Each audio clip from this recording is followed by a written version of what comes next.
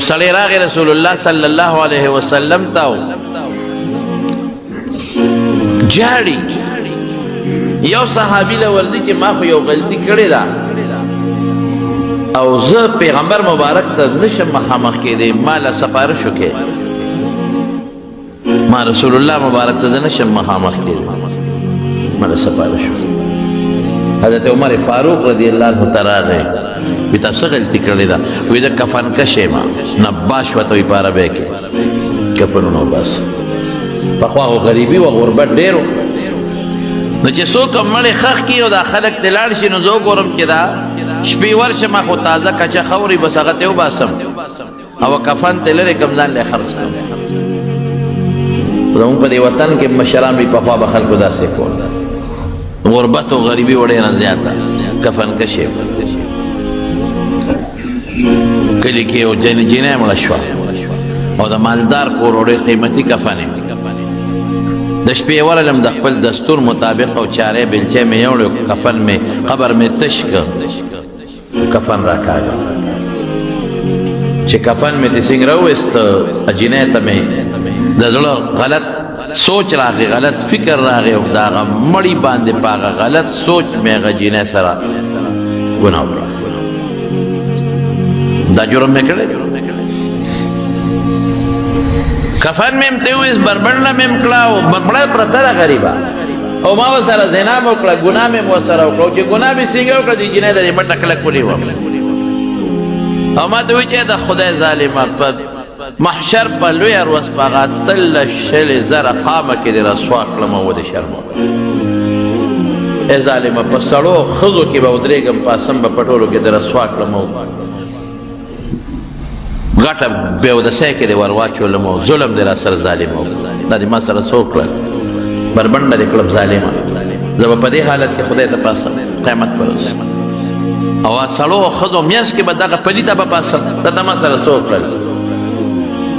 اواز یې وکړو راووتمه ما وی خدایه دا ما څه وکړل ما خو ډېر کفنونه د مړو نیستي دي خرڅ کړي مې دي ما ډېر ګناهونه کړي دي خو دا نن ما کم جرم وکړه پروردګاره اوس به څه کېږي حضرت عمر صاحب ته وایي ما له سپارش وکړه تا هغه جرم کړی چې دا د سفارش جرم لري د خدای نیکبخته دا دې څه کړی مړي سره څوک ګناه کوي بیا پردی ښځې سره بیا کفن هم وباسه او دا ظلم هم کوه ته خو ډېر زیات د دې نه لوی جرم په مخلوق مخلص مه قبل کړم دا خو یې داسې جرم کړی چې د ځنګل حیوانات هم دا جرم نه کوي مړو حیواناتو سره مړې خرې سره اوسه پورې مړې سپی سره د ځنګل حیواناتو دا لوبه نه ده دا تاسو یو جرم دی دا دې څه وکړل جاړي یو له سفارش کې حضور پاک له بل له سفارش کې حضور پاک له اخره کې له راشه په خپل نبی علیه السلام ته ورغی رسول الله صلی الله علیه وسلم ته کېناست او چې حضور پاک مبارک ته کېناست نو رسول الله صلی الله علیه وسلم ته وی ما خدا چل کړی وای وای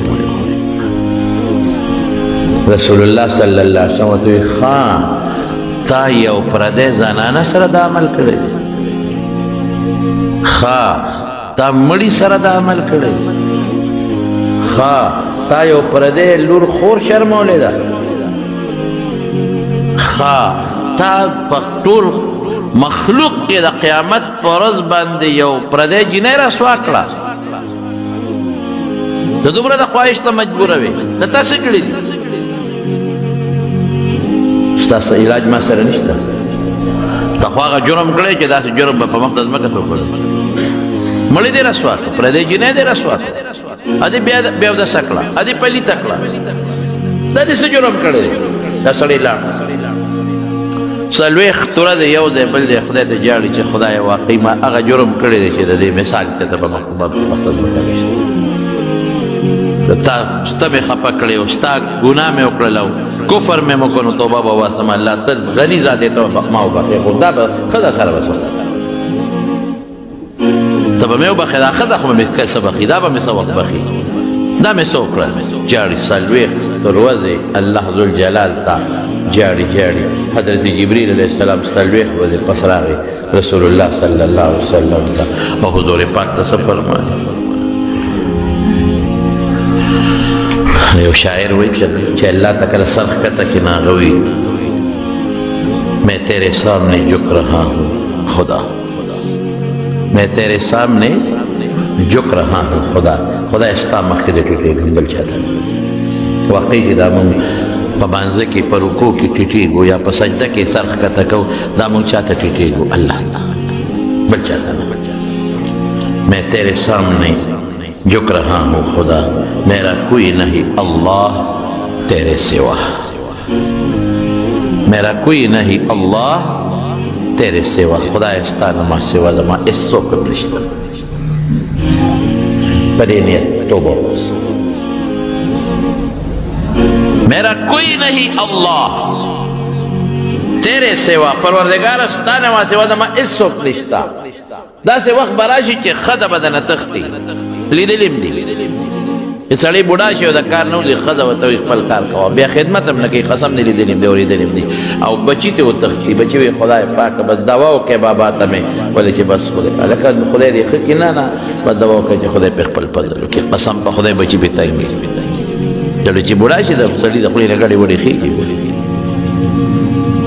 ښځه تنګه شي بچي تنګ شي مور او پلار هم تنګ شي په بچو کار کوي الله نه تنګېږي په خپل مخلوق چې دا مخلوق در باندې تنګ شو دا هر څوک دې پردي شو ګاونډي دې پردي شو رشته دار دې پردی شو ښځه دې پردی شو بچي دې پردي شو اولاد دې پردي شو الله نه پردی کېږي الله خپل او چې دا د شپې در باندې دل راشي او تکلیف در باندې راشي او ډاکټران وایي چې موږ څوک به علاج نشته موږ سره او اسپتال ته د یو سي او غټ پروفیسر نجید په اسلام آباد ته هلته دې بوزي کراچۍ ته هلته دې بوزي هغوی باسته لا علاج د علاج نشته بس دوا ورته کوي رښتیا ووایه دغه وخت کې څوک دی میں تیرے سامنے جھک رہا ہوں اللہ تا ته به ټیټېږم دغه وخت بیا الله دې میرا کوئی نہیں اللہ تیرے سوا خدای دا به وایه بیا میں تیرے سامنے جھک رہا ہوں میرا کوئی نہیں اللہ تیرے سوا ستا نه ما سوا زما هېڅوک نشته دا اول پکې نو جبریل علیه السلام راغی نو حضور پاک ته وایي چې دا الله راولېږلی و چې دا سړی ما پیدا کړی دی که دا تا پیدا کړی که بل چا پیدا کړی دا خو الله پیدا کړی دا کائنات او مخلوق ما پیدا کړی که بل چا پیدا کړی دا خو الله پیدا کړی دا روزي رزق زه ورکوم که بل څوک یې ورکوي نه دا خو الله ورکوي دا جامه زه ورکوم که بل څوک یې ورکوي نه دا خو الله ورکوي دا پیدا کول او فنا کول او جن او مرګ زه ورکوم که بل څوک یې ورکوي نه دا خو الله ورکوي او دا بخښنه زه کوم که بل څوک یې کوي بخشش والا بخنه والا زیب که بل څوک دی نه الله دی دغه هلک ما بخلی دی ورشه ورپسې څوک ولېږه او ری والا ما معاف کړی ما بخلی څومره لوی جرم صرف او صرف څلوېښت ورځې الله ته جړا کړې او هغه جړا الله قبوله کړې ده او په کوم انداز والا رب العالمین توبه قبلوي ولېږه په خپله څوک ولېږه رسول الله صلی الله علیه وسلم ته حضرت جبریل علیه السلام په واسطه رب العالمین فرمایي دا راوړه الخلق عیال الله په مخلوق خدای ډېر ښه پکې بیا په انسان ډېر ښه پکې یو انسان چې چا مړ کړ د خدای د قرآن آیت دی داسې ده لکه چې ټول انسانیت یې مړه کړل دا څه خیال دی یو ماشوم چې ځان له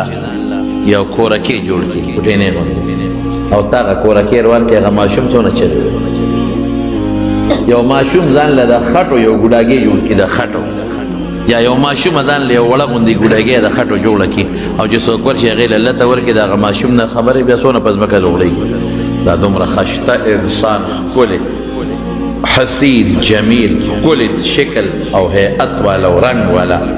الله جوړ کړی دی او چې ته د دې انسان بې ادبي کې د ده بې عزتي کې او دې وجنې نو الله پې څونه خفه کېږي د لږو پیسو دپاره نن سبا خلک مړي څومره کېږي د دنیا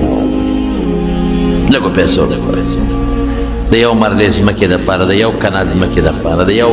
ګز ځمکې دپاره څومره لګیا دي رور رور لګیا دي وجنې پلار زامن وجنې او زوی لګي پلار وجنې ګاونډي ګاونډي وجنې د پیسو دپاره رشتې لاړې ختمې شوې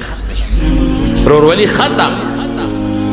پلار او زوی منځ کې رشته ختم دوستانې ختم تعلق ختم د مور او د لور په منځ کې تعلق ختم د رور او د خور منځ کې تعلق ختم د پیسې د استاد او د شاګرد په منځ کې تعلق ختم